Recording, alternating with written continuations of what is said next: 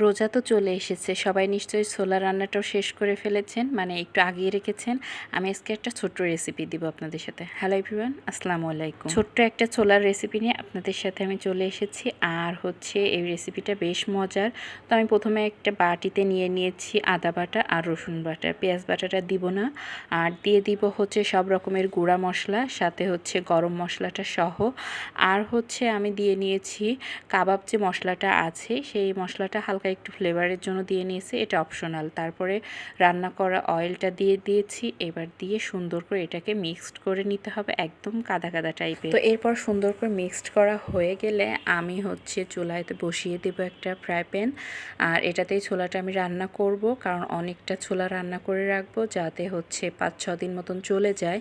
তো এরপর সে আলুগুলো আমি একটু সিদ্ধ করে নিয়েছিলাম, মানে মনে করেন না 80% সিদ্ধ করে নিয়েছিলাম। এরপর এটাতে সুন্দর করে একটু তেলের উপর ভেজে নিব। আর এই তো চামচ দিয়ে হচ্ছে এটাকে সুন্দর করে ম্যাশ করে নিলে ম্যাশ হয়ে যাচ্ছে একদম। তো এরপর পেঁয়াজ দিয়ে হালকা নাড়াচাড়া করার পর সেই যে মশলাটা আমি গুলিয়ে রেখেছিলাম সেটাই আমি দিয়ে দিলাম। আর দিয়ে এই মশলাটা দিয়ে নাড়াচাড়া করলে এত সুন্দর একটা বাসনা আসে, মনে হয় তখনই ছোলাটা মানে খেয়ে ফেলি। তো এরপর আমি দিয়ে দিব সিদ্ধ করা ছোলা। আমি একদিন পুরোটাই ভিজিয়ে রেখেছিলাম, সুন্দর গলে যাচ্ছে ছোলাগুলা।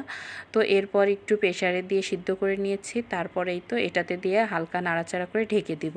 আর পানি দিলে মানে পরিমাণ মতো পানি একটু দিয়ে নিলেও হবে। আর এই তো অলরেডি আমার ছোলা রান্নাটা হয়ে গেছে। এটা একদমই সহজ আর দেখতে অনেকটা মাখা মাখা হয়েছে, মানে ছোলা মুড়ি দিয়ে খেতে এটা পারফেক্ট। কেমন হলো কমেন্ট করে জানাবেন, ভালো লাগলে